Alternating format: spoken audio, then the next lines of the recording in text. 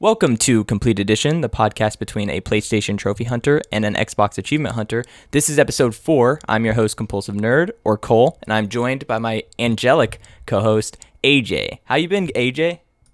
I'm doing well. I didn't expect you to call me angelic. I don't think anyone has ever called me angelic before, so thank you. Yeah, dude. I mean, it's always fun to talk to you, so it's just like throwing something special in there. But yeah, I mean, dude, this week is kind of weird. I mean, I played games a little bit less than normal, but I was like trying to get my life on track, and I went swimming twice this week so that I could do some exercise, and I've been trying to eat healthier and Nice. and I had some friends over and I cooked for people, and I was like, this is so different than like what I normally do. Like, I'm so shut away and I try not to like do anything. So it was just like different this week. Yeah. This for me, the week has gone like it's gone so fast. And you mentioned eating healthier. I've got like a story of like the opposite of that essentially because I don't know if you know, but Krispy Kreme in the UK are doing a collaboration with Xbox. What? So they've got an Xbox donut, and if you buy a dozen of their donuts with one of the Xbox donuts, you get a code for a month of Game Pass and also an entry into like a Series S prize draw. So I was like, I gotta check out these donuts because I like Krispy Kreme anyway, and I like Xbox, so like why not, right? Right. So yeah, I got the Xbox donut. I should send you a picture of it. You should. I want to see it. Is it but- green? Yeah, it's yeah, it's got like so the donut, it surprised me because it's filled with chocolate, and then it's got like green icing on the top and then powdered sugar everywhere to like except to like there's powdered sugar everywhere except like an X on top. Like there's like a like space for an X Whoa. of the green icing, which is Wow.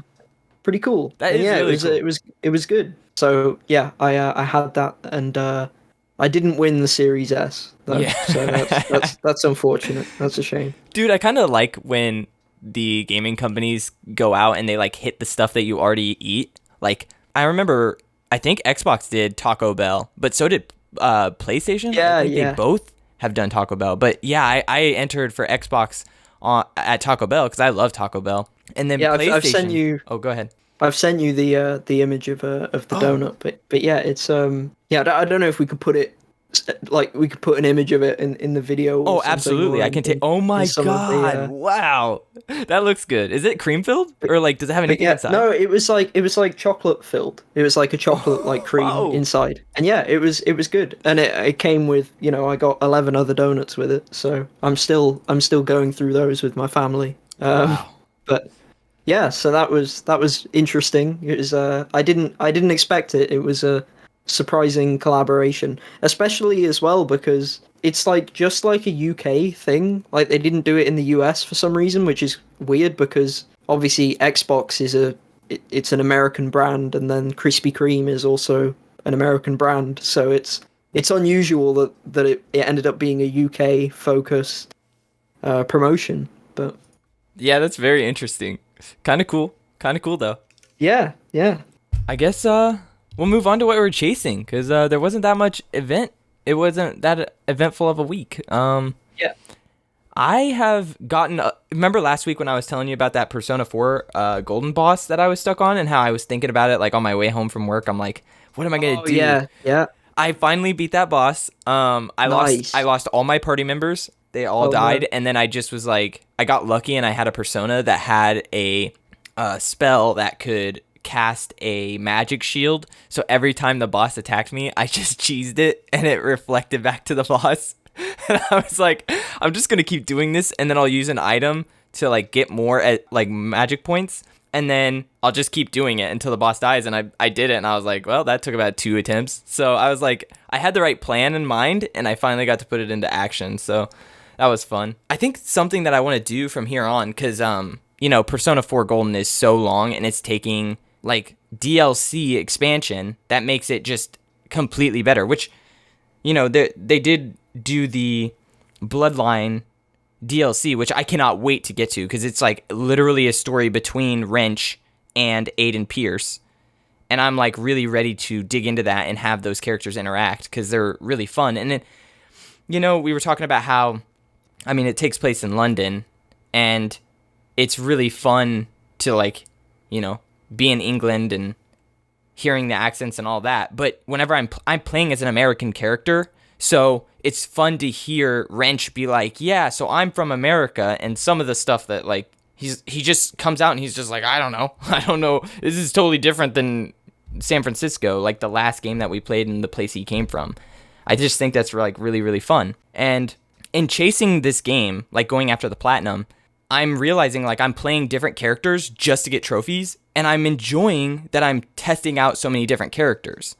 I think that it's almost designed to be hunted, like trophy hunted or achievement hunted, because of how I've been playing. I'll switch back, like when Wrench dies or, gets arrested, I can't play him for an hour, so I'm like, oh, hey, who am I going to play as? It's not like, who am I going to play as? It's like, I know that I need to take a spy and deactivate 5 enemies, like weapons, at the same time. So what am I going to do? I'm going to take my spy character and I'm going to go do missions and see if I can do that during the mission.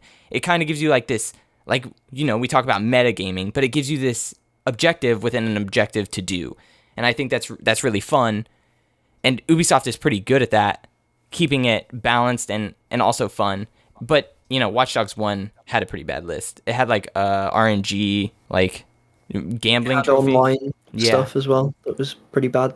I think you mentioned like the DLC like really boosting the game and helping the game, and that's a problem I have with Ubisoft in general in recent years. It seems that they seem to purposely like not include everything in the base game and then either add it in like a couple of weeks after as like microtransactions, or have like the gold edition where they have like expansions like the stuff like where like they announced like the Far Cry 6 like season pass, and it seems like it's really cool because it's like you can play as like Vass and like the old villains from older Far Cry, and it's like it kind of, it's like a really cynical business model in a way, because it's like they know that the base game isn't everything it could be. They're like intentionally like, wait, like we know this is good, but we're like gonna make it so you have to buy the game and then you have to buy like another thing to like get like the gold from it, which is,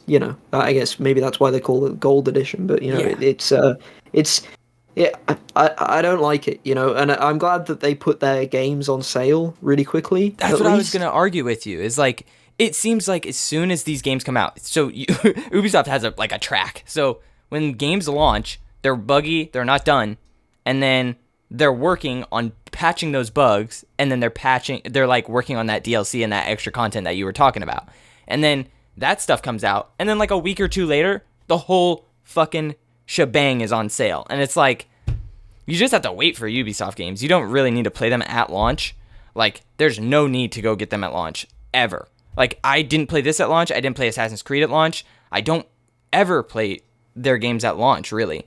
And, like, I got the Gold Edition for $34, and I think it's been totally worth it. Like, super worth it. I'm having a damn good time. I'm gonna get a platinum out of this, and I not only that, but I get a DLC. This is the reason that I wasn't even gonna play it. And then they finally announced that DLC with Aiden and Wrench, and I'm like, Wrench is one of my favorite characters, like, ever. So I'm like, all right, I'm going to fucking play this. So they got me, but I just waited again until the sale, and now I'm playing the game half off with all of the bonus content, I have to say, I think you're the only person I've ever heard that like a character from Watch Dogs is like one of your favorite characters. Like, there's nothing wrong with it necessarily, but it's just like, it's so like I never hear that. Like when people talk about like iconic video game characters, right? Like people talking about Master Chief, Kratos, and I know you're not like saying that they're on that level or anything, but it's just like as a character that people talk about, I never hear it. So that's really informative to me, and it shows that they have that appeal that I wasn't aware of. Right, and I just fell in love with Watch Dogs 2. It was really cool. Like around the time that that game was coming out, I went to San Francisco actually to do the Kind of Funny Live 3, I believe. I have the t-shirt, but it was cool because like that was my first time ever, traveling on my own around 2017. And so I was like, look, I was wandering the city and, I got to see different places, and it was really cool to come back home and then go into a game into a city that I had just been at and like see how they modeled like different areas, like Pier 39 and, and like the square in the middle. And I'm like, this is wild. Like I was just there and now I get to see this in like a video game. And so like I was kind of emotionally attached there. And then like just the writing around Wrench and like how much fun I was having and how different of a character he is in video games just in general. And I got really attached to Wrench, especially his story at the more towards the end of the game and like figuring out why he wears the mask and all that. Like it was good writing, and Ubisoft really fucking nailed him. And I'm so glad that he's not done. Like that was my biggest fear. Is like whenever I finished Watch Dogs, I was like, can they please make a sequel to this one and not do the thing where they did Aiden Pierce and then they did a new group and hopefully the next game isn't another new group. But they did do another new group. But at least they added Wrench back. Like they know that he's an awesome character and they need to fucking continue with him. Like don't put this shit on the side burner, because I have a feeling that's going to happen. That's just how it is in the video game industry. I'm always let down somewhere. So it's just like, I'm really happy I'm getting a DLC based on 2 characters from the previous games. I think that maybe that's what happened here, is like maybe they heard like people didn't like the idea of there being no fundamental character in this game.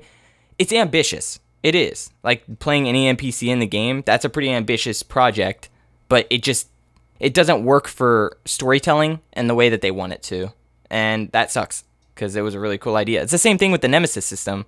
Yeah, I don't think that that they were necessarily responding to what people said. They probably had that plan in place like before the game even came out, because that always seems to be the way Ubisoft do their DLC in recent years. Like it was the same with, I think, Valhalla and with Immortals Phoenix Rising and with Far Cry 6 as well, where it's like they like already have like the roadmap Right. in their head like before the game is even shipped, which is weird. So I wouldn't be surprised if it was the same for Watch Dogs. But I suppose like they could have got feedback like from like while in development, obviously. So it's definitely possible for sure. Yeah, and some of my friends and I were talking, and we think that Ubisoft has a real serious love for England, because we were thinking, and we were like, wait, Syndicate? Isn't that in England? And then we were like, wait, the new Assassin's Creed, Valhalla, is in England too. And I'm like, oh shit, wait. Watch Dogs is in England too. Like, what the fuck, dude? All of these games are in England. It's kind of nuts. I guess I don't know if they love England, because they don't do a very good job with it. Is that like even stuff like, I mean, even stuff that doesn't even really have characters, like Forza Horizon 4, that's like a better rendition of England and Scotland than stuff like Assassin's Creed Syndicate seem to be. It's strange. It is very strange. Have you been playing anything else this week? No, that's it. That's my big long dive in on this game. Okay, cool.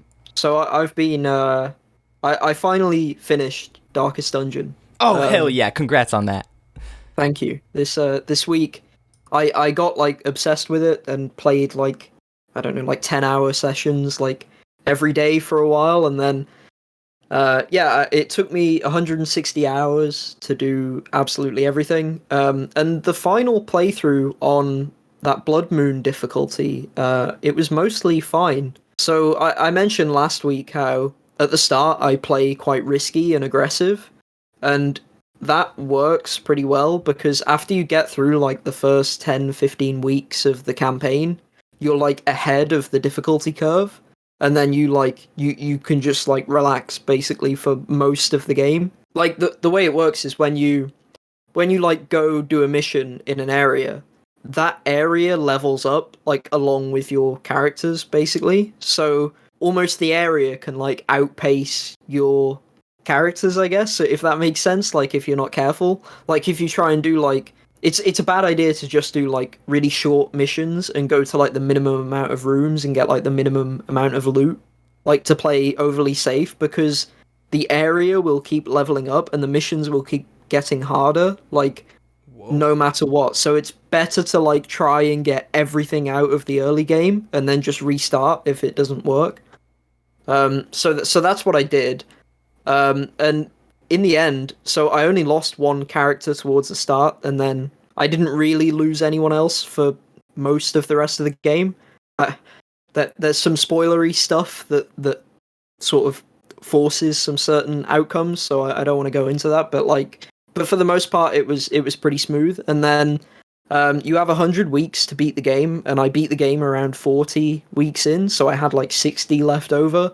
So if some more characters died, I would have had time to build others back up to level 5 and level 6. And this other thing about like being risky early is there's this boss called the Shambler who is completely optional, but he drops some of the best trinkets in the game, and he's really hard. And he's better to fight early since then you get his items earlier, and also an early game you usually have pretty bad trinkets. And then also the boss scales with your characters anyway, so he doesn't get easier. Like he's arguably easier at the start of the game, despite being like this super difficult boss. Because if you just wait until later, his hit points and his like attack damage just goes up like with your characters, so it doesn't matter. Yeah, so I got really good trinkets from him pretty early, and that helped carry me. The Crimson Court DLC was good as well. The Countess boss I did on my first try, but I got a little lucky because that's a really hard fight. The game has, on true achievements, it has a 0% completion rate. And on PSM profiles, it's at 0.9% for the full completion, including DLC. So it's one of my rarest completions. For sure at this point. Would you now consider it one of your proudest, or is it just kind of just one of your rarest again? I think it's up there as one of my proudest. I don't know if it's, there's no like, it's not as difficult as I think the unlock percentage, makes it seem. I think it's tough, but it's like I mentioned, right? Like I had 60 weeks spare, and only about 4 of my characters died totals out of you're allowed I think 16 to die. So like I got like a really good run, and they give you quite a bit of room to maneuver. So it's one of my proudest, but not like top 3, I don't think. Makes sense. But yeah, so I've been playing some other stuff, but at this point I'm basically waiting for Hades. So my gaming is just like a Hades waiting room at this point. Yeah. It comes out on the 13th on Xbox, Game Pass, and PlayStation as well. So I'm looking for. I'm playing shorter games at this point and looking for shorter games. Is that list live? No, I don't think so. But it has Steam achievements, so it's probably going to be the same list, I assume. Okay. Or I want to to go look and check it out because Yeah, I haven't looked at it, but I assume the Steam list is going to be similar or the same. Right, and I played it on Nintendo. Sadly, I should have probably played it on Steam. Yeah, but yeah. So I've been playing. There's a free Space Jam movie tie-in game, and it's on. It was like some cross promotion with Xbox thing, so I think it's only on Xbox, but it's free on Xbox.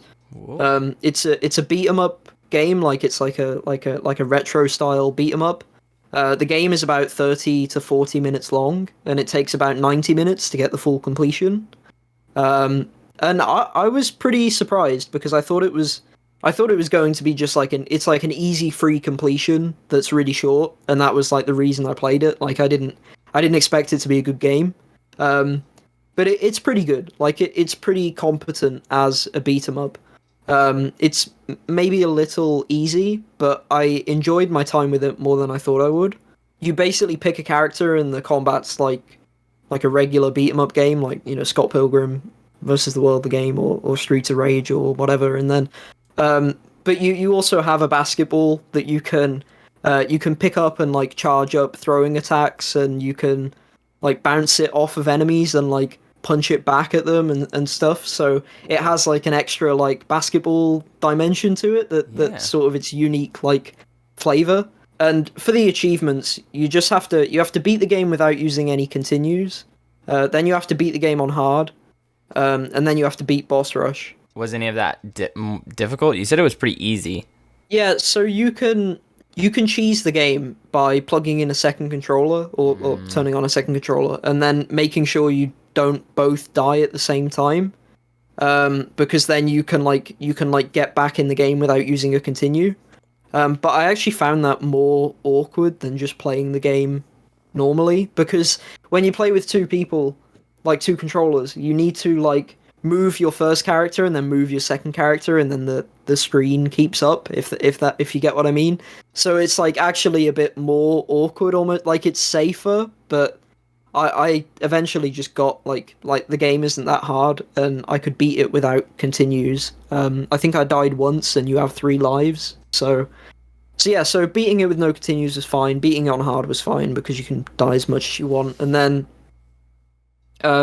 boss rush is probably the hardest thing because you have to do all the bosses in the game on 1 health bar. But there's like a really good super ability that lets you summon food for health, and you can use that, and it's like the best ability. That's crazy. And then there's an achievement for juggling an enemy 5 times that's quite awkward to do. Like you have to get the timing right on like the jump kick and the like punches you do, and I'm not brilliant at that, so it took me a few tries because there's one specific enemy you want to do it on, and if you like mess it up enough times, you're doing damage to the enemy while you're trying to do it, so you'll kill the enemy, and then it's like you have to restart to do it, and there's no, because it's like one of those arcade games and it's only like 30 minutes long, there's no checkpoints, so like if you mess it up, you've got to restart the game, or you have to wait for another enemy, another opportunity, another version of that specific enemy. Whoa. So that's a bit awkward, but other than that, it's quick and easy, and it's pretty good. So yeah, I recommend it. It took me like an hour and a half. Whoa. That okay. That is way shorter than I thought. Cause yeah, if you're doing like a no death run that and you mess up, it's like that obviously isn't very long. But man, yeah, you explaining that, it like brought back memories for me because on SNES there was a Looney Tune game where like I remember collecting food and stuff for different characters and it would give health or whatever, and like then you mentioned it and I was like, dude, this is crazy. It was like childhood flashback. Yeah, yeah, it's yeah. I mean, it reminded me of there was this free like Doritos Crash Course and Doritos Dash of Destruction that were like crossover Xbox 360 arcade games, and it kind of reminds me of that, like where they just like make a game to basically like they make like a really short like arcade game just to like promote a movie or a brand or something, and then and sometimes they're pretty good, sometimes they're terrible, like Sneak King as well. That Sneak King, of course. Yeah, I also started Death's Door today. I gave this game my achievement of the week last week, and I'm really enjoying it so far. It's like the game feels fantastic. I'm only like 3-4 hours in, so I'm not too far. I'm about 30%. And it's heavily inspired by Zelda, like the older like top-down style Zelda games. It's got like the bow and arrow, and like you like shoot through fire to make like flaming arrows and start and solve puzzles and do combat and all that stuff that you like expect from this type of game. But the way it handles it and the level design and the enemies and the characters are so charming, and you're always hunting for secrets and like different items, and like the camera can obscure stuff on purpose, so it's just so well executed so far that it's like, even though it's so reminiscent of other games, it's like it's reminiscent in a really good way because they totally nail it. And I've beaten the first major dungeon and boss of the game. Like they have like Lord Souls, almost like Dark Souls or like a Resident Evil 8, where like you get like the fragments. It's sort of like that, where it's like these are the bosses, and like you have to go and you have to find them and defeat them, and then come back to the hub and then open a new path with the items that you've got. So it's got that like Metroidvania like aspect to it as well. But of course, Zelda games, have this as well. So it's definitely most reminiscent of those. And all the characters are great. There's this one character who has a giant pot of soup on his head, and he's called Pothead. That's really good. He's great. Yeah, he's quite funny. He offers you soup while telling his story. His story's like quite tragic, and he's like telling you the story, and then he like offers you soup halfway through from like his head, and your character, your crow, is just like shaking its head like, no, I don't want, like, stay away from me type of thing. And it's like, it's charming and like slightly melancholic, and that's the Kool-Aid Man effect right there. He jumps through the wall and all the debris falls into his Kool-Aid, and then he's like, here, you want some Kool-Aid? It's like, I don't know. Yeah. Not really. Yeah, well, he bows when he meets you, and then like the soup falls out of his head because he's leaning down. Yeah, it's really brilliant. It's great. That's really charming, really. Yeah, it's great, and you like learn his story, and you like learn more about him, and he's not like just like a one-note character. There's like another character that's cursed and like can't die. So like when you meet him, he stands in your way, and like he won't move until you like hit him with your sword. And then afterwards he kind of makes fun of you and like talks shit about like how weak you are. But then he's also like sad because he like wants to die. He's like been alive for so long. So then he acts as like the guy that like trains you, like he teaches you different moves for your moveset because he wants you to be more powerful so you can kill him.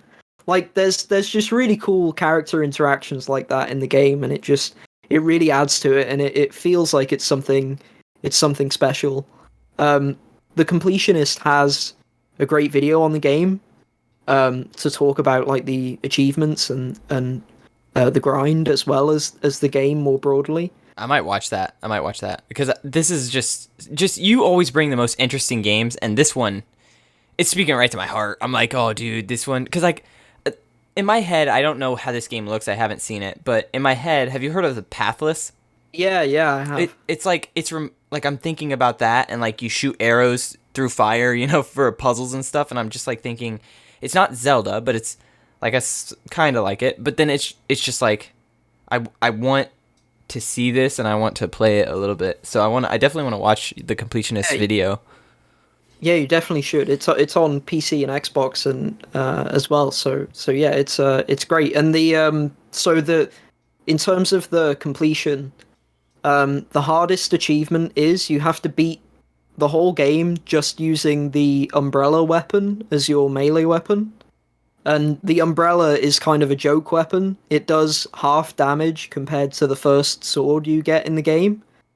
So basically everything takes twice as long to kill and is like, I guess, twice as difficult in that sense.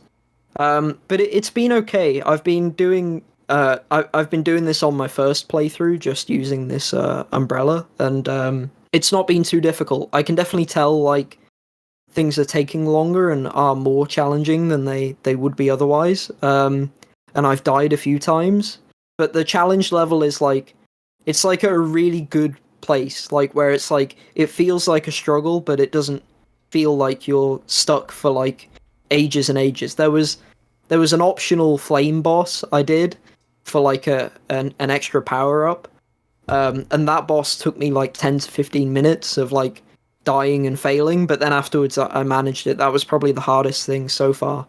But yeah, it's been really fun. The challenge level's great.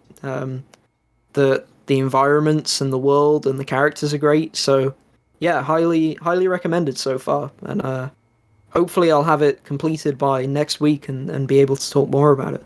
Yeah, see, that's really interesting because last week I was complaining a little bit about how sometimes difficulty can not feel or a challenge cannot feel progressive enough, and it sounds like this is, even with an item that does half damage, it's like I'm almost there and I can do it.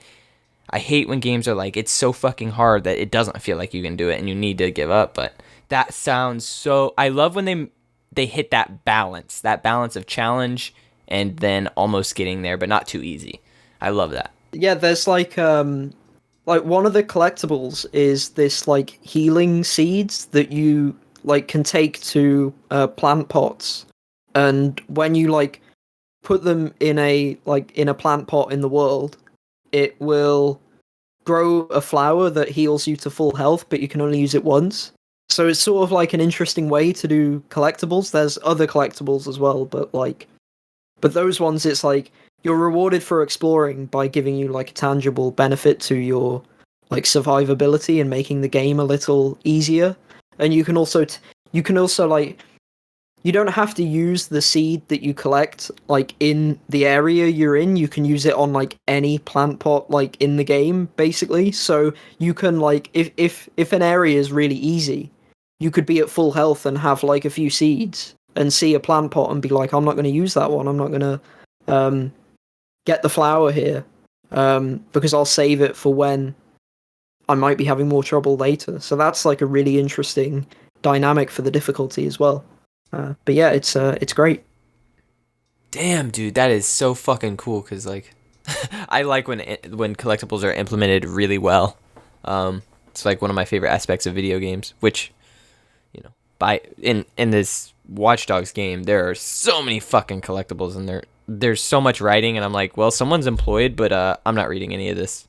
Like, not even a little. Is that your last game? Yeah, that's everything. That's awesome. Everything I've been playing this week. Well, that was really interesting. I'm so glad you brought some of that stuff. That's so cool. Like I said, I'm so happy when you bring like really cool, interesting stuff. Like last week, The Ascent was so fun to listen to you talk about that, and just love these games, man. Video games are awesome. All right, and then we'll just move on to the topic on the table. And this week, we're going to talk about our favorite publishers to completion chase. It's come up because of how much fun I'm having chasing Watch Dogs Legion. And I just was like, let me look back on my list and see what kind of games I had the most fun chasing and like which publishers really fucking nail lists. And I'll go ahead, since I think, let's see how this works. If I start out, I'll have one extra than you, so then I'll go last. I think that'll work out because you have 3, correct?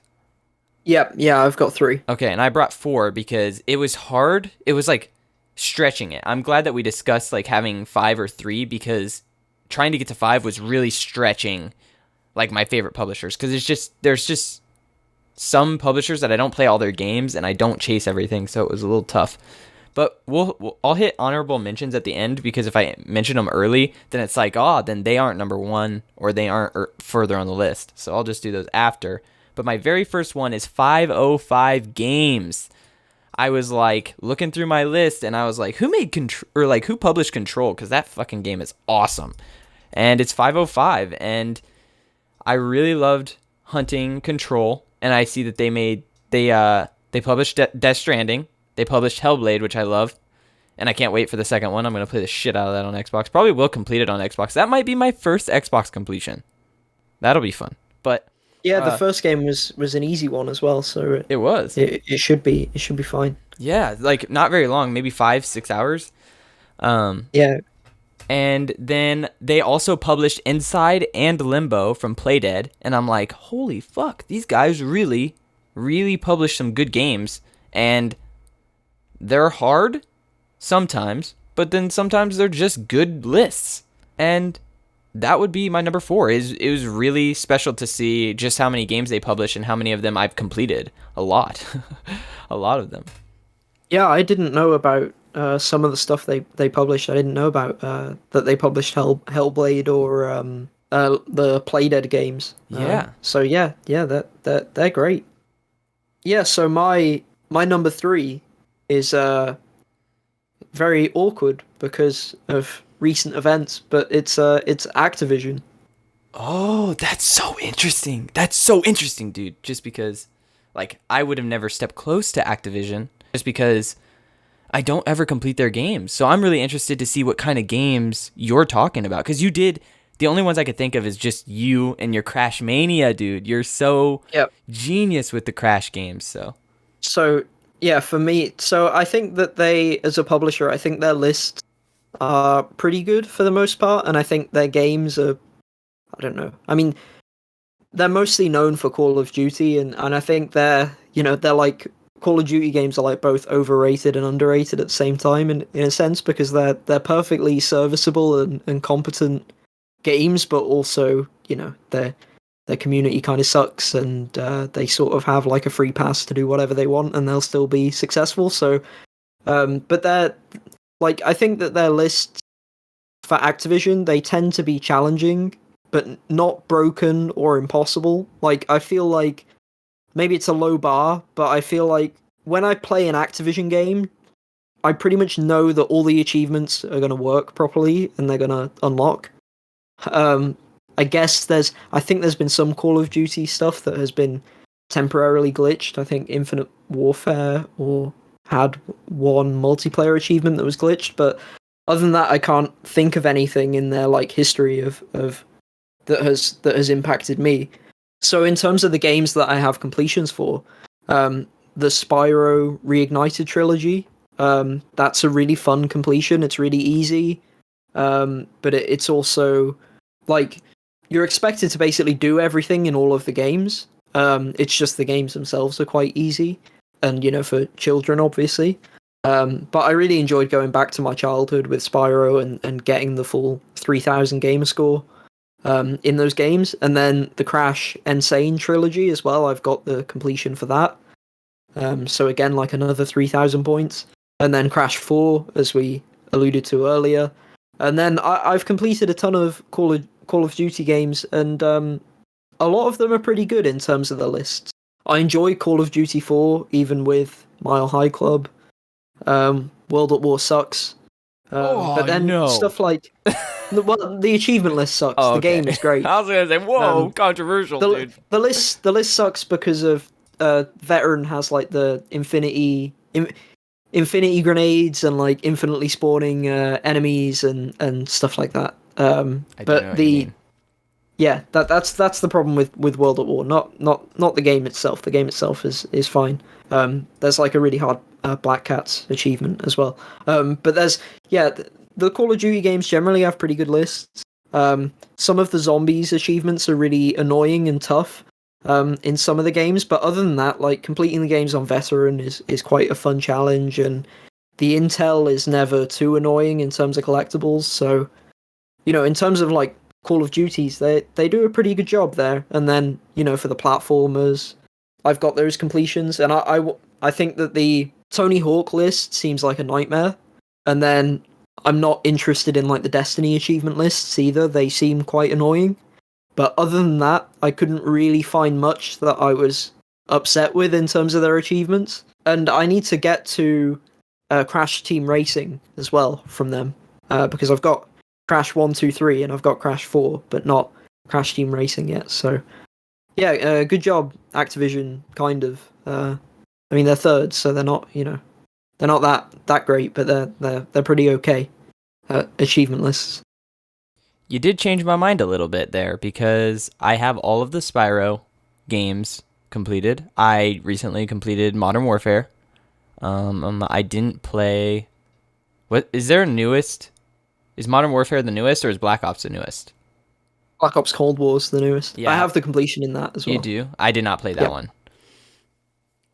I'm always afraid. I don't know if it has a track record or not, but I always felt like Call of Duty, because it's like the multiplayer is kind of live service. It feels like their DLC comes out, and I feel like there's more and more like multiplayer achievements and trophies to get. So I'm like, I always stay away. But when they didn't do that with Modern Warfare, so I'm like, maybe I should dip my toes in and keep doing it. But I don't. I don't want to do that. Like, I think it's I think like their live service focuses with Warzone now for the most part, and Warzone doesn't have achievements or trophies. So basically, like you're almost like more safe now than you were before, because if they when they add like live servicey like update stuff, it seems to be focused on Warzone more than anything else. But I think they added I know Treyarch loves to add zombie stuff, so I definitely get what you mean for sure. And then I have the Tony Hawk completion. I totally forgot about Tony Hawk. Tony Hawk's fucking awesome. But didn't they like disperse that team into like a Call of Duty team or something? So it's like fuck. Oh yeah, every team's like a Call of Duty team as well. They did that for Toys for Bob, who did Crash Bandicoot 4 as well. So it's just terrible. Just terrible. Just awful. Yeah, Vicarious Visions.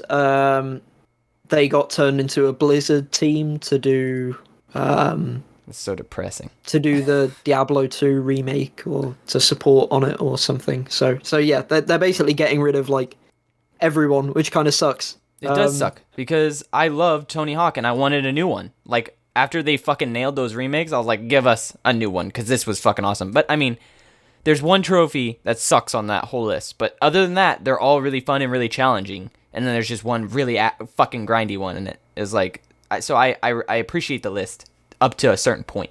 But just damn, dude, like that's so depressing that those teams get shuffled away. Yep. My Yeah, number for sure. three. My number three, dude, is 2K Games, okay? Now, there's not very many games I played by them. And looking at their whole thing, I was like, oh, man, you know, I'm playing like a third of their games, maybe. Maybe. Because they have, like, sports games, and they have Civilization, and a couple other things. But I have all three of the Bioshock completions. Very happy with those. I really love those games. I have 4 Borderlands completions, I believe. You know, 1, 2, pre-sequel, 3. About Tales from the Borderlands. I do have that, and actually, I'm just going to throw it out there. Telltale was one of my honorable mentions because I think we've had the discussion that I am story over gameplay, even though it's video games and it really shouldn't be that way. I know, I've heard it a million times, but dude, I love fucking story, and I think interactive story is probably my favorite way to experience stories, and just getting Telltale completions was really nice just for like playing the game. It was just really nice. So I threw that out there. But yes, I do have the completion on that too.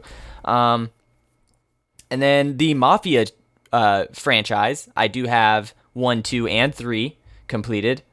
I think I might have multiple completions of 2. No? Maybe not? I feel like recently I just replayed them. I did go back to do the Mafia remake, but was 2 remastered? Yeah, it was. Yeah, It was so then basically it had a separate list. Yeah, then I Definitely. did platinum it twice. And that's a total of like 7, 10 games. Nice. 10 to 11 completions. That's pretty good, and I mean, I love those games. I just do. I've always had a good time hunting Borderlands with my best friends, and like I still haven't got the 100% completion on Borderlands because I'm missing the newest DLC, but I have like the season pass. But I think where I finally broke with Gearbox, because they are developing the game, is like they did a season pass 1 and a season pass 2, and I'm like, all right, fuck you. I'll pay for a season pass once, but you're trying to push me twice? That's a little much. Like, season passes, we already, as gamers, have like a dirty taste in our mouth because we're like, you're withholding content at the release of the game. But it's like 2 season passes? Greedy. Getting greedy here. But yeah, I mean, 2K Games. Freaking love those lists. Love those lists. Love those games. Never, the only bad trophy, I think, in my head of all of this was in Mafia 3 with the race. Or Mafia Remake with the race. That shit was rough on hard. Real rough. Yeah, definitely. No, I love BioShock, and their achievement lists are great. I have all of those of BioShock 1, 2, 3, well, 1, 2, Infinite. Yeah. And then I guess the worst part of that is the BioShock Infinite like Clash in the Clouds DLC. That kind of sucks. But other than that, Is that the everything one else- where it's like a battle arena and like you try Yeah. to survive? Oh, I love that. I just love the Nah. gameplay there, and I was like, I had a lot of fun. Like sometimes I like challenge modes. Like I was telling you, I would have never touched Mercenaries on Resident Evil 8, but I had a lot of fun with that because of trophies. And the same thing goes with that DLC on Infinite. Like I had a lot of fun doing that. I think it was the problem. I guess so. For me, I did it twice. Like I did it on 360, and then I did it on Xbox One. Ooh. And I think I might have done it close together. Like I might have done it right after the other. And that DLC takes quite a while. Like if it was just difficult and like you could like storm through it in like 30 minutes, I'd be like hell yeah. But I think it's like it's a few hours and it's just like doing like the same thing over and over. But yeah, I mean, I definitely I really enjoyed Mafia Definitive Edition and Mafia 2 as well. So yeah, 2K are great. For my second um, pick, I'm gonna go with Valve because I love Valve. Basically, is the entire like argument here is basically just that I love Valve. Um, Damn. they're they're my favorite video game publisher. And their achievement lists aren't always perfect, but their games are so replayable and fun that I just love getting achievements in their games. I don't even have many Valve completions, because their lists are so difficult. But like Portal 2 has a really great achievement list, like one of perhaps the most fun achievement lists. It's not too difficult. It's got like a lot of like funny like in jokes and like references in the achievement names and in the achievement art that they have for their achievements is really good as well generally in Valve games. Um, and the Portal 2 co-op mode as well was really good. And it like added like more difficult and gameplay focused puzzles. And I don't think people would have played it as much if there wasn't like a list of achievements focused on it. And then the Left 4 Dead games have like really, really difficult lists, but they like really push you and like a squad of people to play like the best you can. And then I love the Orange Box as well, despite its like really infamous achievement list. The Orange Box has on Xbox at least it has 99 achievements. And it's like split across like Half-Life 2, Half-Life 2 Episode 1, Half-Life 2 Episode 2, Team Fortress 2, and Portal. So it's like a ton of games and a ton of hours. And I have, let me check, I have 83 out of 99. And the ones I'm missing are in Team Fortress 2, which kind of sucks because no one plays that obviously on console anymore, so I can't get them. And also Team Fortress 2 was never a great experience on console, honestly. Like it's so much better on PC that it's like that's like the one weak link of that collection on 360 because Portal and Half-Life 2 play great. And then yeah, I mean their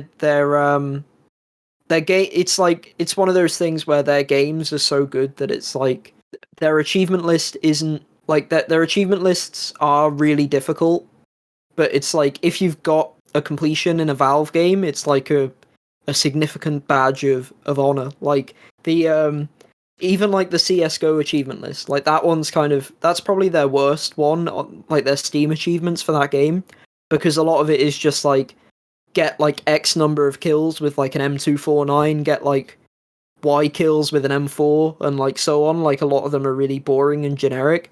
But like then there's like really difficult ones where it's like win like a 1v5 or something, or like a big clutch, or like defuse a bomb with like a really short amount of time remaining. So there's some fun stuff there, and it's like even in the thousands, like the 1,500 hours I've played, I don't think I have everything unlocked in that game. So it's like they're games that you can be really proud of, that are like so fun, and that like when they make the achievement list, it's something where you have to like do everything in that game. Like you have to get like every last like bit out of it, and like do a lot of like optional challenges that make you approach the game in different ways. And yeah, I mean like even in Portal 2, there's one where there's like a part where like GLaDOS is like trying to get you to like come back to her when you're trying to escape the facility, and she like opens up this thing and like says like, oh, there's like this is the elevator, this is the exit, like, oh, and there's a deer outside and all this, and it's like obviously she's trying to trick you, but there's an achievement to like go in there and just like and let yourself die. Or like the part where it's like this is the part where I kill you or whatever, and you can like make yourself die there and just stand there and die, and then you get an achievement for that. Like, and it gets you like extra lines of dialogue and like extra context to the game, and they just do a really good job of that. Like they know exactly what they're doing in terms of that kind of stuff. They're just really just experts at like making games and just everything around games, including the achievements. So yeah, they're my second place. Dude, that's so crazy because I don't know if I've played any Valve games, which is very sad. It's very Wow. sad, and I mean, like, I want to play Portal. That's a Valve game, right? Yep. And then I haven't I might have played a game or two of, it's like a multiplayer game. It's a very cartoony style. Team Fortress 2. Yes, yes. I played maybe a match of that at a friend's house. Um, and then I want to play Half-Life real bad. I hope that Half-Life Alex VR comes to the next PlayStation VR because that would be really nice. I know they're good devs. I'm not gonna ever shit on them for any reason. Like, they're good, but Yeah. it just sucks that they're like so pick and choose. Like, they don't release games very often. Yeah, and they're quite PC focused as well Yeah, in terms of their catalog. that's I mean, because yeah, they invest so heavily on that yeah, platform, and they're of course, there. right? But Yeah, it's I mean, so good. Steam has like it's crazy. Steam has like 130 million monthly active users or something. Like it's basically like as big as PlayStation or like Xbox or like they're essentially like, they are like their own first party at that point. Like Absolutely, in terms of their level of reach and influence. So it it's just like it makes sense that they focus on PC because it's like that's their thing, right? that's their Like market. they basically own that place. Yeah. Um, but yeah, no, you've absolutely got to play like Portal and Portal 2. I think you'll love those games because they're so story focused as well. And character focused. And yeah, the Half-Life games are some of my favorite games ever. Yeah, Alex is amazing. It's crazy to me that that game didn't get nominated for Game of the Year at the Game Awards. Like that's basically like unforgivable to me. I understand that the reason is because it's like a VR game and so it's like It, it, not mainstream enough for enough people to have played it. that shouldn't matter But like, though. yeah, I mean the game has like a 93 on Metacritic and like a 9.3 like user score as well. Like everyone who's played it like loves it and it's like this is like the best thing ever, and it came out and it didn't get nominated, which is, and stuff like Animal Crossing got nominated. It's like, Yeah, okay, okay. I know exactly how you feel with all that stuff. But Yeah, yeah, it's like, just it, I think just being on VR in general, it's hard to get VR games nominated. What year will that happen? I don't know, but that should have been the year for sure. yeah. I mean, that game is so crazy because it's like you say. I hope it gets on like PSVR or something because it's like that game. It is like a system seller for VR. Like Th- it's so far ahead of like anything else on VR that it will be like the best VR game for probably like at least like the next 2 years or like the next 3 years or something. Like it was it was one of the first examples of like this is like a proper like 8 to 10 hour like game. Like it's yeah, it's like The Last of Us or something. Like it just stands on its own, and it's like this isn't a gimmick. This is it. This is like the whole thing. Like that, this is everything. It's not like a mini game or whatever. that's what's so depressing about it though. Is like you said it. It's a system seller. But that's the problem. It's like it's a Valve system seller. So will they ever let it go? They should. As if they want that market to continue forward, they should let that game be on every VR platform available. But it's just like Yeah, it is selling Valve systems. yeah. Well, I mean, I think Valve are very open. The game works on like you can use like an Oculus or like a HTC or like you can use different VR headsets on That's good. PC and it will like work, and they've programmed like control schemes and stuff. You don't have to play it on a Valve Index. Okay, that's very good. I think it's just sort of that like PSVR doesn't have like PC implementation, if that makes No, sense. Like dude, it's like the two sides like won't budge, and Valve's kind of like, hey, over here we've got like Facebook are here, and like all these and like Windows mixed reality, and like all the basically every other VR company is like, yeah, we'll let it like work on PC, and then Sony's like, we want you to buy like a PlayStation. Obviously, you know, it makes Right. sense. But It does. but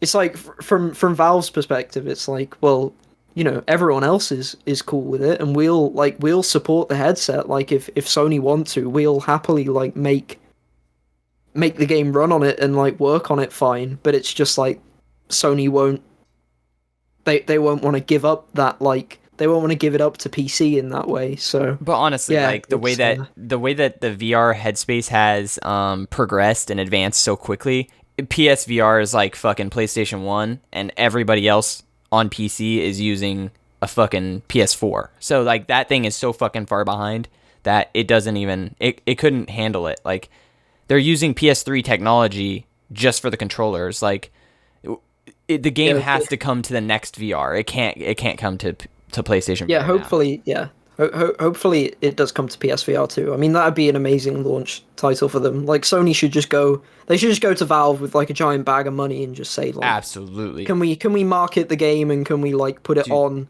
PSVR 2 and we'll, you know, promote it. Right. And that would just be huge for VR going forward because, you know, I haven't looked at the statistics in a very long time, but I remember for a while PlayStation VR was like outselling all of the other headsets, and it was like because it was more digestible for people who had like console, you know, it Yeah, was more yeah, it was definitely. more consumer friendly or whatever.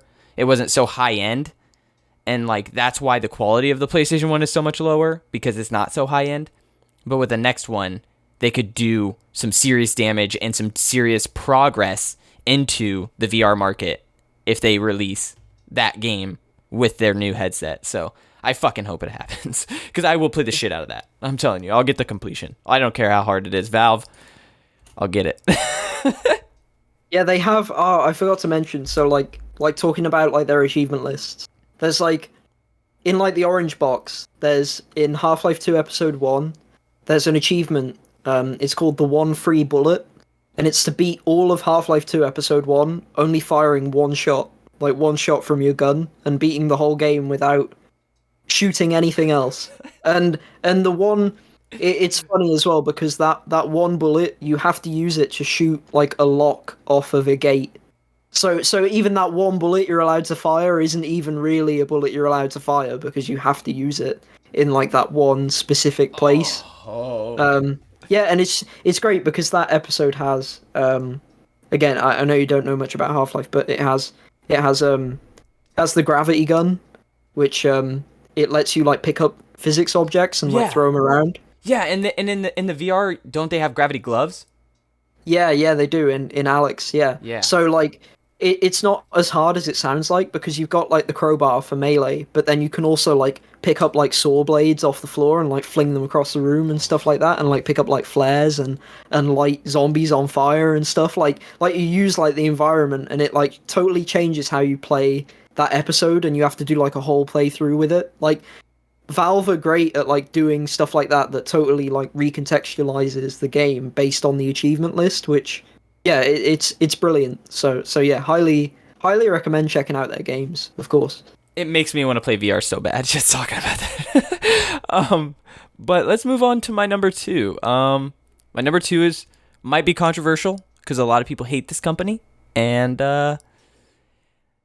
rightly so. Like my best friend hates it, and they've been in this same situation as Activision Blizzard, and that is Ubisoft. With Ubisoft games, I freaking love chasing the completions. You know, I've literally put down games that I've completed by them, and I've completed both South Park games. I've completed all the Far Cry games. Well, not 1 and 2. I've completed most of the AC games. I've completed Watch Dogs 2, and I'm going to complete Watch Dogs Legion, and I think I have like 60% on Watch Dogs OG, the first one. And then recently I got the Scott Pilgrim completion too. And like I was saying earlier, these games are not something that you have to play like immediately. Like just wait for sales with Ubisoft. But I like strongly recommend going after their completions because they're not hard. They're just something you have to try a little more for most of the time, and they're fun. Like I am having a blast just getting skill points and trying out new perks with, you know, my gadgets and stuff on Watch Dogs. And I recently completed Assassin's Creed Valhalla, and I am gonna play the DLC, I think, this coming week when it comes out. It actually might be next week, but it'll be perfect timing with the end of my Watch Dogs playthrough, and it'll go right into the DLC of Valhalla. And you know, I don't think these games are necessarily game of the year quality. I don't think these are must play games, but I think that they're fun, and there's a very huge fun market for these kind of games. And what I would just suggest is like play your backlog, or play, you know, some of these must play games until there's a point where you're like, I want to play something, there's a sale and I want to complete something. And that is what Ubisoft is so good at. Like, they really do put out all these games that are not the hardest thing to complete. Assassin's Creed was really long. It was like 120-hour completion or something, but it wasn't hard. It was just like seeing everything and collecting everything. But they're getting better at that, because like the Ubisoft formula, which is why my friend hates their games, is because you have your story mode, and then you have like a shit ton of collectibles, and sometimes they make you collect them all, and sometimes they don't, which I really like it when they don't make you collect them all, because I don't think I have to get all the collectibles in Watch Dogs Legion.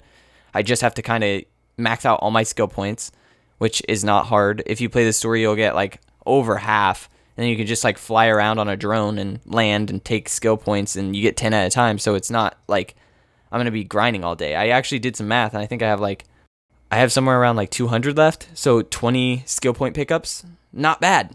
Not bad. That's really, really low on the ends of like collectibles. They want me to collect 50 audio files, and there's been a fuck ton of them laying around. So I think I'm over halfway, maybe 75% through with those. And I'm just like always happy with those lists that Ubisoft creates. And I will continue to probably platinum them. I'm going to play Far Cry 6, and I probably will platinum Far Cry 6. Will it be the week it comes out? I doubt it. Unless it gets like really good reviews, which rarely happens with Ubisoft because they launch so sketchy. And then I'll just wait for that sale, and I'll get it all swiped up in one go, you know?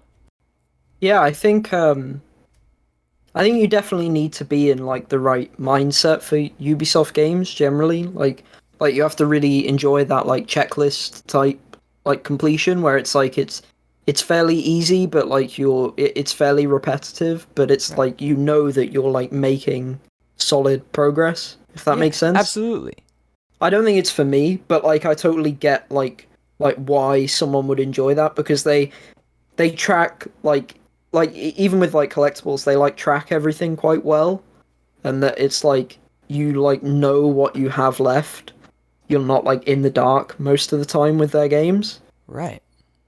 So yeah, I can definitely see that. I'd say the one negative with Ubisoft is like they never really have glitchy trophy lists, not really. But they add a lot of DLC trophies, and that's why I always want to wait for a sale for the season pass or the gold edition, which sucks because, like you said, it feels like they're withholding content. But I mean, if you just look at their track record, just wait. There's no rush with these games. Like, Yeah. they're not the greatest thing ever, but I really love to play them. It's kind of weird. It is a checklist thing in my head, I think.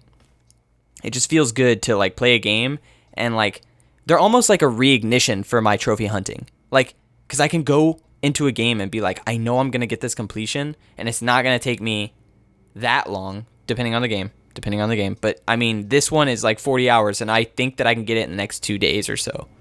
So not bad. Yeah.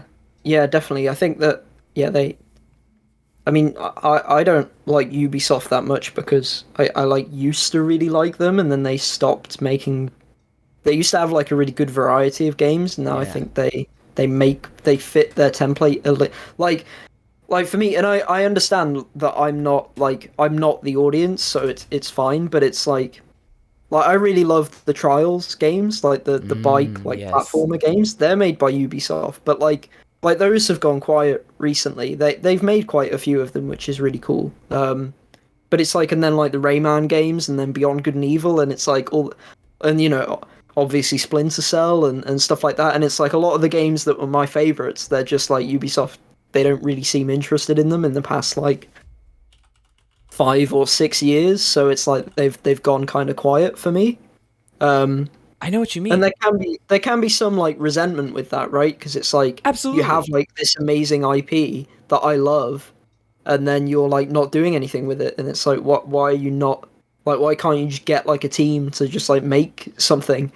I definitely understand like the checklist stuff. I enjoy the Far Cry games as well, and Absolutely. some of the Assassin's Creed stuff. So Yeah. yeah, And you reminded me with that conversation about like the stuff going, like them just putting things on the back burner. And it does suck that they do that because they have been doing that more and more often.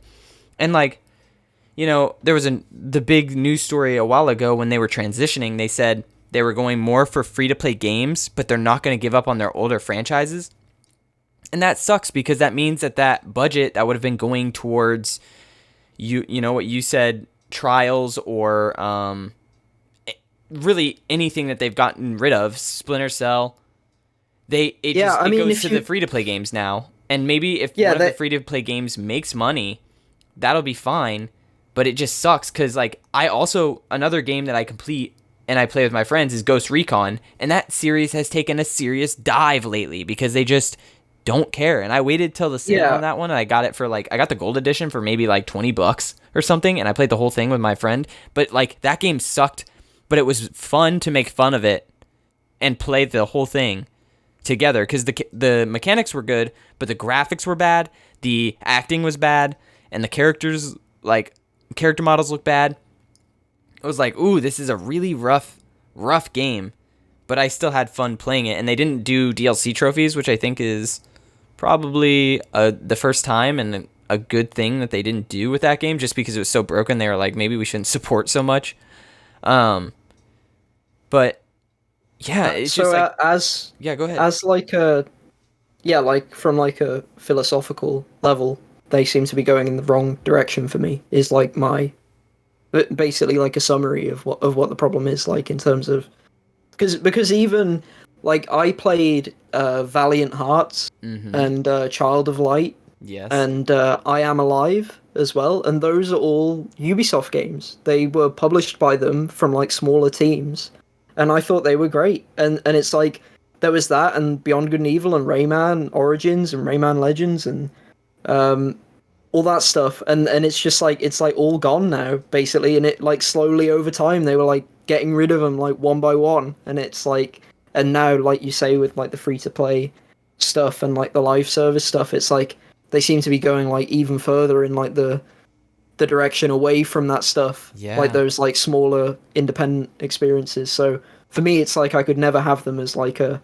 top publisher just because like I loved so much like what they used to do compared to what they Mm-hmm. do now. But what they do now is still like it's still like technically like good and like sufficient and Yeah, it gets by. interesting to a certain group of people, right? So Right, it's absolutely. my number one pick is Bethesda. So we talked about them in episode 0, I think. And as a publisher, I think they're really solid and consistent with achievement lists. I think Rogue Legacy and not Rogue Legacy, Rogue Warrior and Wolfenstein 2, they have pretty bad lists. That's what I was But gonna other say. than other than those, everything else is pretty great from them. So I went and checked, and I have from Bethesda games, I have 24,390 gamer score across Holy their games. shit. And I have a completion for I have Wolfenstein: The New Order, I I have have that. Wolfenstein: The Old Blood, I have Dishonored, Dishonored 2, Prey, The Evil Within 2, Fallout 3, Fallout New Vegas, Doom, and Skyrim. So, and some of those I have multiple times based on like Wow. 360 and I know Xbox you. One. Yeah, I love those. Yeah, Love repeating old games that are classics. Like that's fun for me. yeah. So that's like a ton of completions, a ton of gamer scores. So like they had to be number one basically. And then I had some pretty game breaking achievement glitches in the Skyrim DLC. In one of the, I think it was Hearthfire or something, like the house building one of all things. And then Fallout 4's DLC broke like the game for me So the games themselves, especially from Bethesda Game Studios, can be pretty janky, but their lists, like the actual like achievement requirements, are usually pretty fun and pretty good.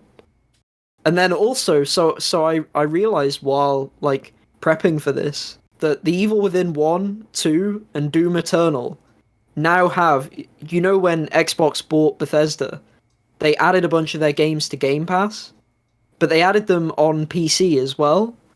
And for the PC Game Pass, they did Windows 10 ports of the games, like they're not like the Steam releases or the Bethesda .NET releases or whatever their launcher is.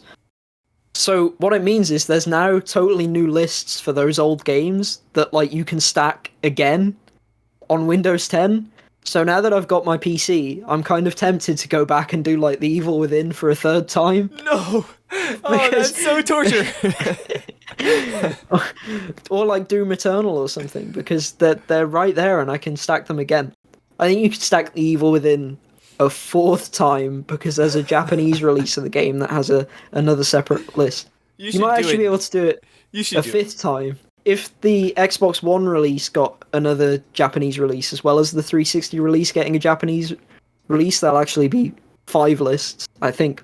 Yeah, so now I'm like, oh, maybe I should go back, but that ultimately encapsulates why they're my number one pick, because I'm genuinely sort of half considering like maybe I will go back and like do these games again because they're great games and they have great achievement lists that are difficult and satisfying, and they're on that like good level of like really tough, but the games are so good and the lists are interesting.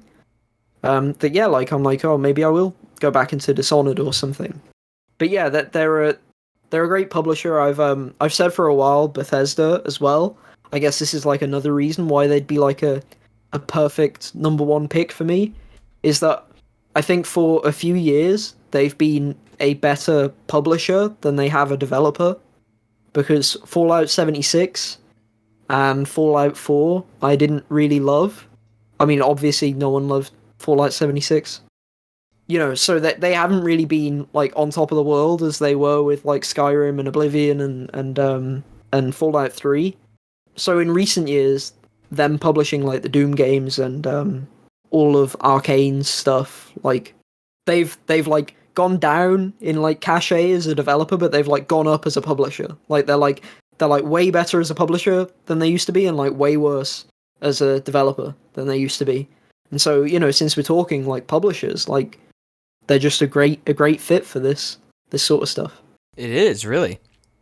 And you know, you mentioned a couple games that I have the completions in, which is I honestly almost put down Bethesda as an honorable mention, but I just felt like it was disingenuous just because there are so many great games that they have that I haven't really played much of. Haven't really played much of Skyrim because I just couldn't get into it. I played maybe the first 3 to 4 hours of Skyrim, and then just like, I couldn't do it. And the same thing happened with me with Fallout 4, but I finally pushed through on Fallout 4, and I did get the completion. So I have the completion in like Fallout 4. I have the completion in Evil Within 1 and 2. I have Wolfenstein. I don't have Wolfenstein 2. That one is fucking just that or what's it called? Mein Leben. Mein Leben. It's just too hard for me, and I mean I was struggling on normal on that game, and I was like, no, I'm not gonna try even do that. So it's one of those games on my list that's like real low. But yeah, I mean, you're right. They just have a lot of good games, and their lists aren't really that bad ever. There's rare ones that aren't really great, but yeah, I mean, good. Yeah, I mean, I guess as well, I'd say like Doom Eternal has like annoying multiplayer stuff, like battle mode stuff. So that's like another one that sucks. But like, again, like for the most part, you like go through their games and you're like, yeah, that's a good list, that's a good list, that's a good list. Like, there's so many that are good lists, and then the games themselves are good as well. That it's just, yeah. Absolutely. All right. Well, similar to yours, mine is a first party publisher, and it is Sony's first party. I have so many goddamn PlayStation Platinums that I was like looking through and I'm like, wow, I cannot believe it. I have the Infamous Platinums. I have Ghost of Tsushima. I have all the Uncharted Platinums, 1 through Lost Legacy, including the Vita, like, Golden Abyss game. On Abyss. Yeah. I have The Last of Us, and I have The Last of Us 2. I have God of War. I have the new Sackboy. I think I have another, like, Little Big Planet Platinum. I just don't remember which one. It might have been 3, maybe. I have Horizon Zero Dawn, Spider-Man, Miles Morales. I even have Astrobot and Astro's Playroom, which is a VR game and a little pack-in game with the PS5.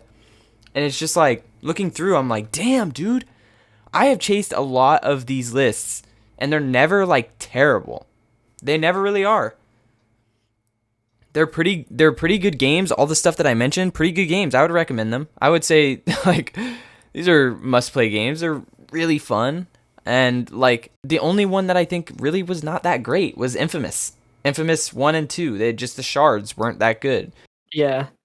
I remember those ones came to mind with me because, yeah, I really love Infamous 1 and 2, but their lists weren't great. They were, like, a little grindy and time-consuming. But the, even stuff for me, like, back in, like, the PS3 days, like, I remember I used to play, like, MotorStorm Apocalypse, and I used to really enjoy that game, and getting trophies in that game. Yeah, so I can definitely see that, and yeah, there's so many with, like, the first-party games that it's just, like, I mean, Sony do single-player games so well as well, so it means that there's a lot of cases where you don't have to worry about multiplayer at all, so that's, like, a big boost as well to, like, having, like, a really good list.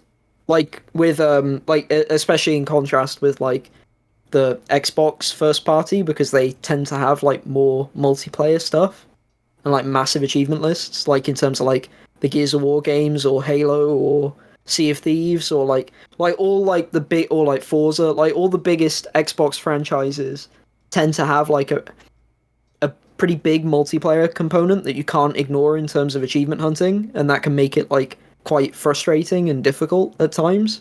Whereas, like, you know, stuff like Spider-Man, and I mean, like, even stuff that has multiplayer, like The Last of Us, it's like the trophies never seem like too, like, overbearing in that sense, or, like, overwhelming. Like, they know that, like, the main point of the game is, like, the single player. Yeah.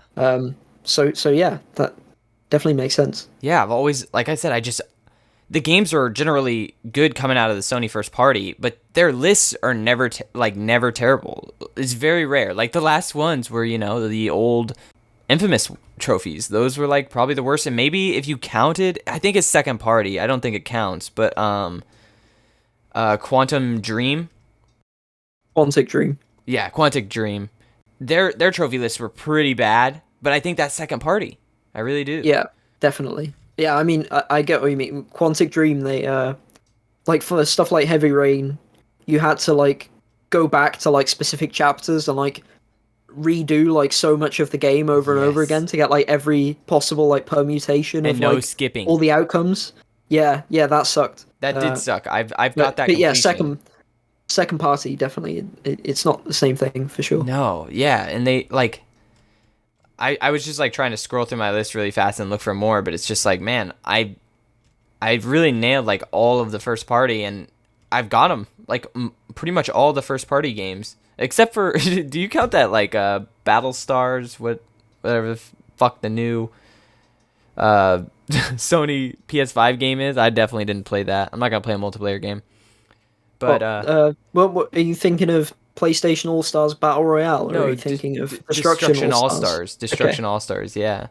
I didn't touch that game. Probably won't touch it. Yeah, I mean, that's not first party. But either. I've seen people with the completion in the Discord, so it doesn't seem like it's too bad.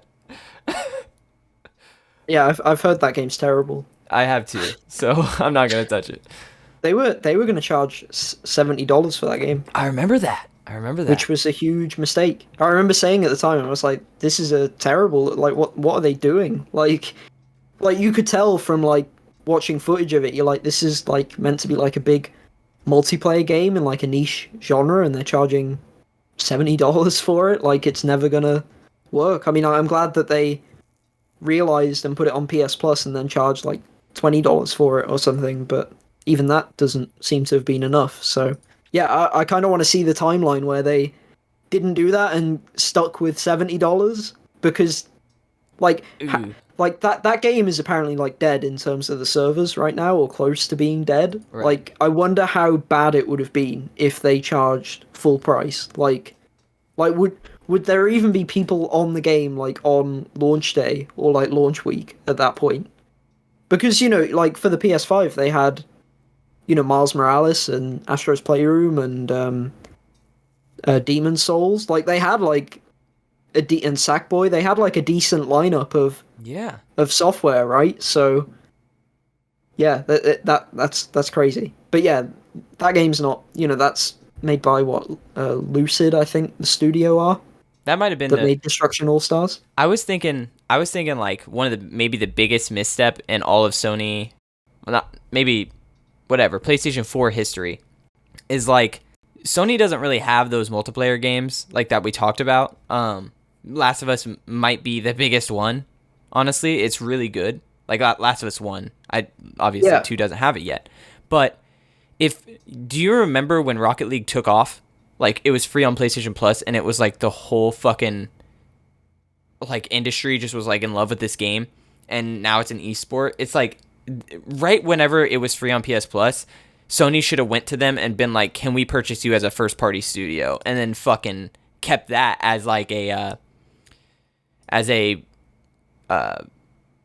like a big multiplayer game on their system, and they could have put it out like just the same thing with that they did with the MLB The Show, where it's on Xbox now.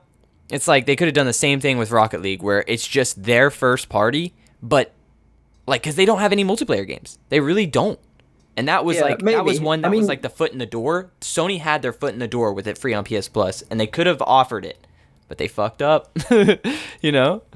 yeah, I think it's a problem for them in terms of the way they think about exclusivity in games generally. That it doesn't like. I mean, because Fall Guys isn't on Xbox, and I don't know Really? if it got added to Switch, but like that was a PS and PC thing as well. And then I think those guys got bought by Epic, and I think like part of me is like I wonder if the conversations do happen, but I wonder if it's like there's a friction where it's like Sony want them to be like first party and like make like Exclusive. exclusive software, and then the developers are like, no, like that's gonna kill us as like a company because we need like millions of players for this like ongoing like multiplayer like service thing, like Yeah. because that's how like all multiplayer games are I now. I would But, agree. but yeah, I mean the thing with MLB is that like they I think the MLB renegotiated the contract, and Sony didn't really have much of a choice about it going multiplat.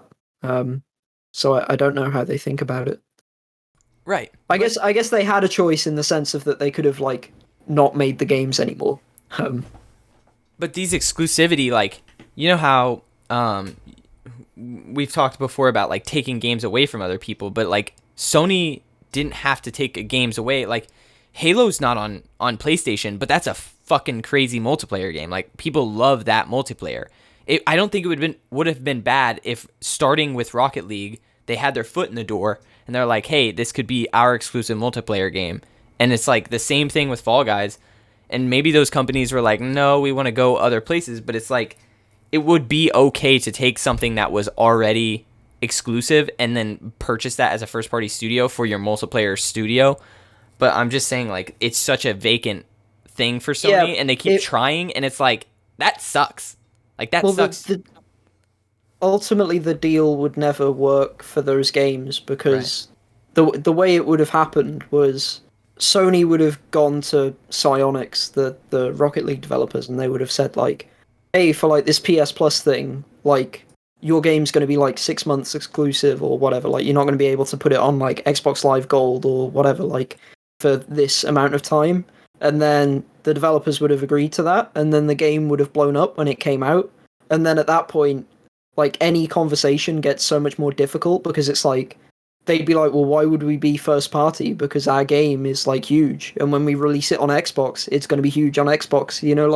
Like at that point, they've all like Sony would almost have to do it before the game comes out, if that makes sense. Like they'd have to buy the studio and then like figure it out from there. Because as soon as the game comes out and is a hit, like on PC and on PlayStation, it's like they're like, well, you know, we can get like 10 million more players on Xbox. Like, why would we ever commit to that? And then like, I guess stuff falls apart from there in terms of. But I mean, obviously Sony can, you know, for indie developers, they can give them enough money to stop their complaints, I'm sure. But Absolutely. yeah, I guess it's just difficult because of the way that that deal will have been like for a set amount of time, and then it would have been really hard to convince the developers after they know their game is a hit, because that price just goes up and up and up, right? Like Right. at that point, it's almost like they missed the opportunity.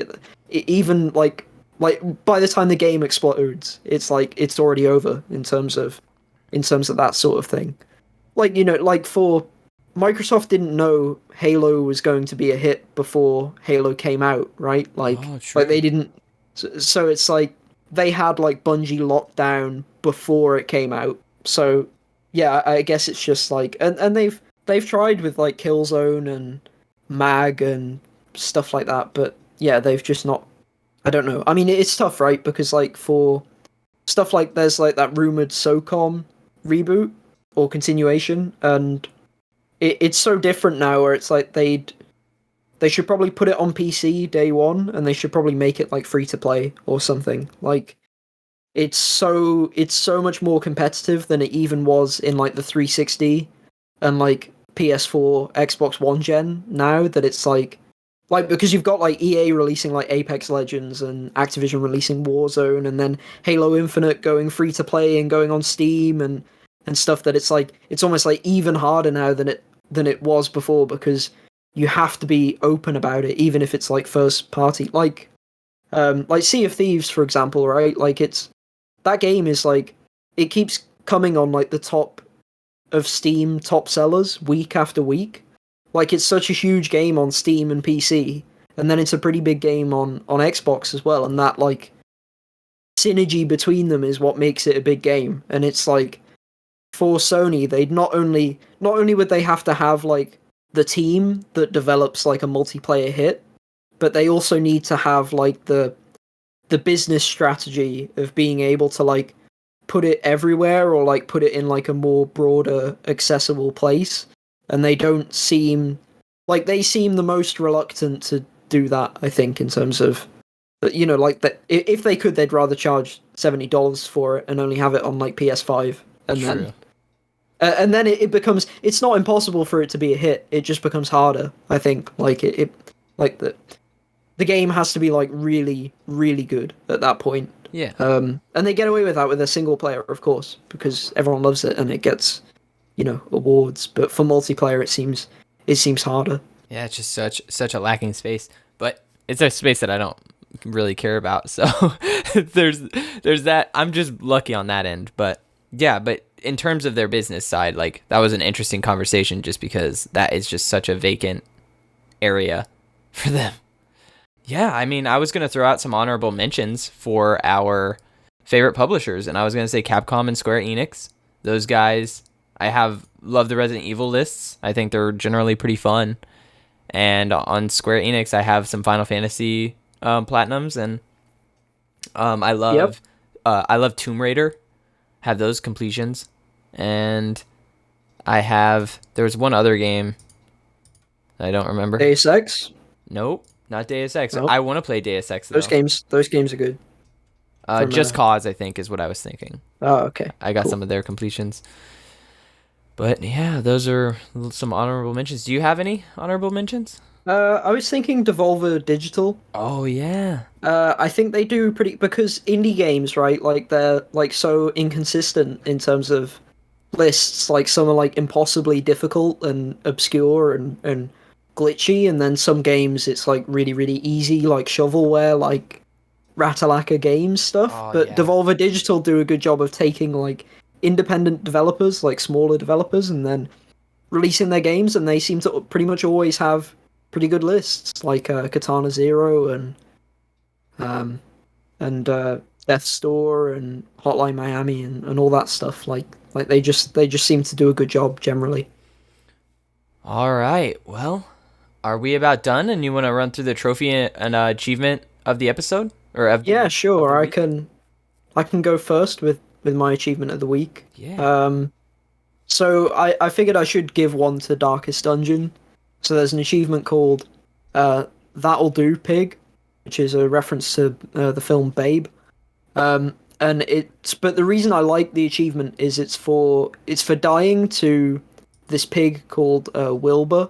And this pig is so there's a boss fight called the Swine Prince, and it's this giant mutated pig, and behind him is this smaller pig called Wilbur that's like the size difference and like the intimidation difference, it's like a tiny pig that like is barely threatening compared to this like giant hulking like pig with like a huge meat cleaver. The smaller pig, Wilbur, he marks your party, which means you take like more damage to the boss, and then also stuns your party, so like it skips their turn. And he does tiny amounts of damage, so he does like one HP worth of damage. So basically, like whenever you fight this boss, the damage dealer is the Swine Prince, and he's just like the like tactical like the effects that he does are like really damaging.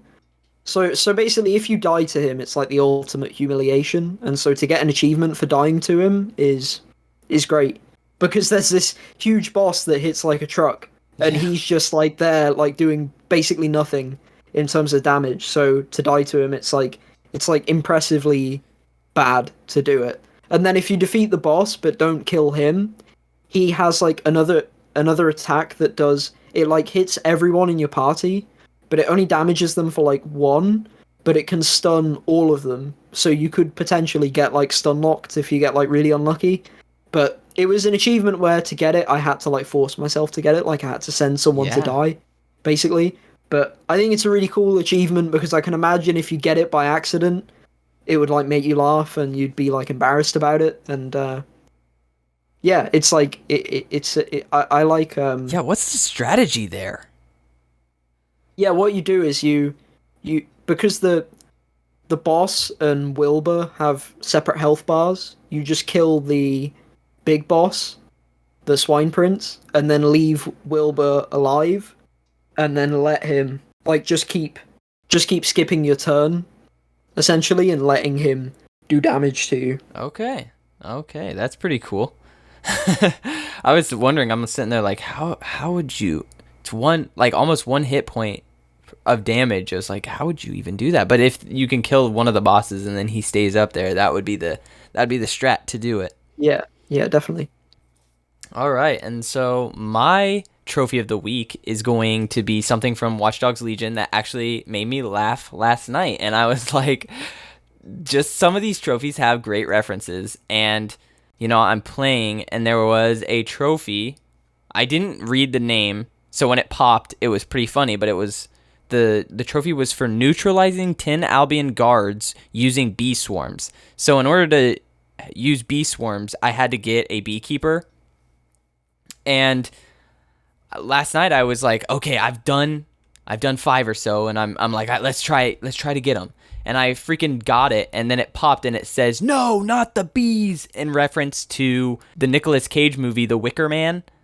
And I was like, that is an awesome reference.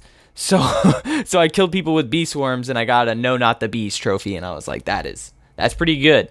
That's pretty good. So that's my trophy of the week. Yeah, that's a good one. Yeah, I love that.